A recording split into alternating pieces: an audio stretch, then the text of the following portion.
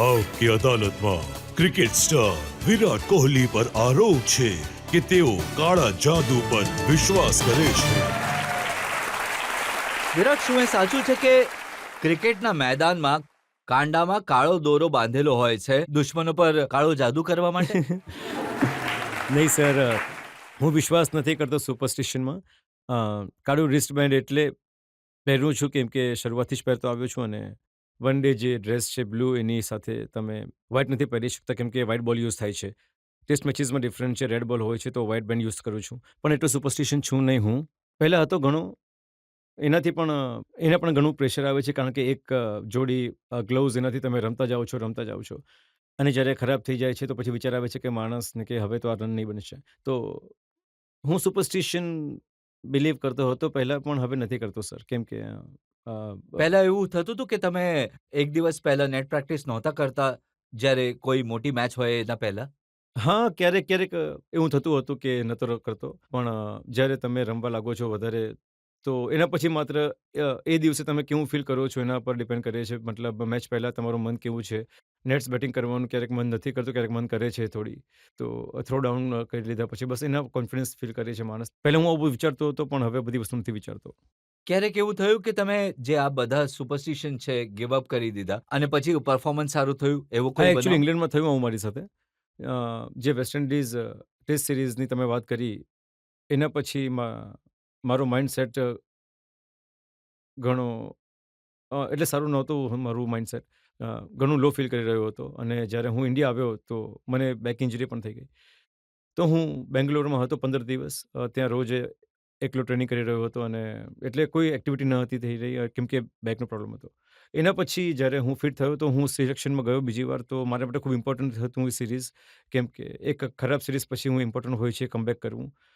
તો એ સમયે મેં પહેલી મેચમાં રન બનાવ્યા, પછી 3 મેચમાં રન નહીં બનાવ્યા. તો પછી મારો મૂડ થોડો ડિપ્રેશન થઈ ગયો. તો મને MS ધોનીએ બોલાવીને વાત કરી કે અ, એમને લાગ્યું કે મતલબ મૂડ બરાબર નથી લાગતો.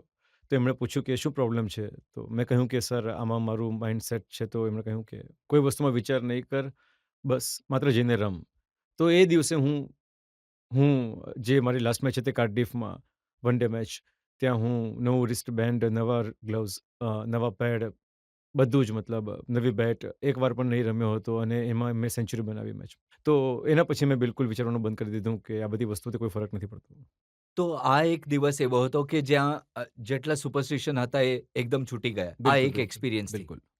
કારણ કે ઘણા બધા લોકો કહે છે કે જો બેટ અને ગ્લવ્સથી કંઈક થતું હોત તો રોહિત શર્માને કંઈક આપી દેવું જોઈએ. એમનું લક કામ નથી કરી રહ્યું.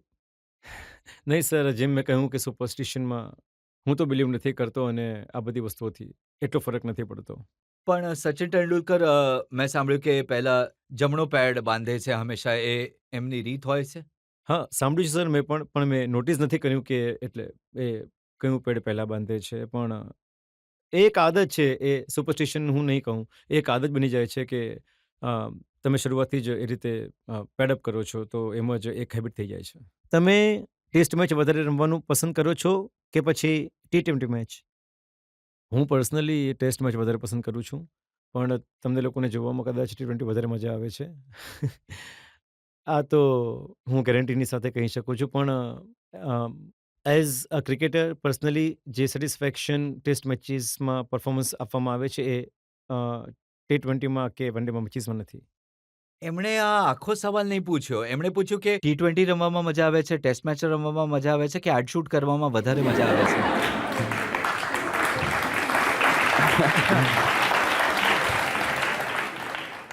એડ શૂટ સર એક રિવોર્ડ છે તમારી પરફોર્મન્સીસનો ઓન ફિલ્ડ.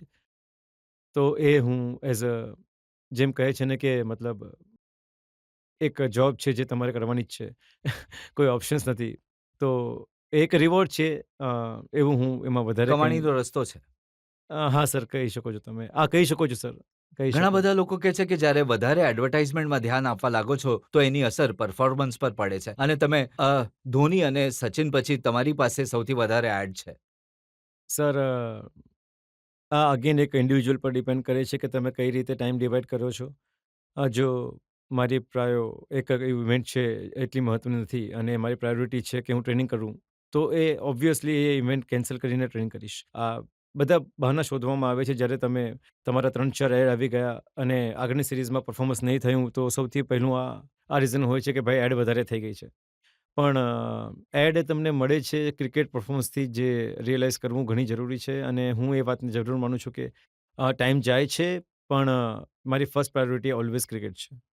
તો તમે જનતાને આ ઓછામાં ઓછું વચન આપી શકો છો કે તમારી જે પ્રાયોરિટી છે હંમેશા ક્રિકેટ રહેશે, અને જો ક્યારે એડવર્ટાઇઝિંગને કારણે તમારી ક્રિકેટ પર અસર પડે છે તો એનાથી દૂર રહેશો. બિલકુલ સર, જો અસર પડશે તો હું જરૂર એને છોડી દઈશ. સર, મારો સવાલ એ છે કે હવે જો તમે મૂવીઝમાં નજર આવશો તો તમે શું પ્રિફર કરશો? As a cricketer role play કરવો કે કોઈ રોમેન્ટિક હીરો? તમને કોણે કહ્યું કે મૂવીઝમાં આવી રહ્યો છું? સર, સાંભળ્યું ન્યૂઝમાં. સાંભળો ન્યૂઝ, આટલું નહીં સાંભળો તમે.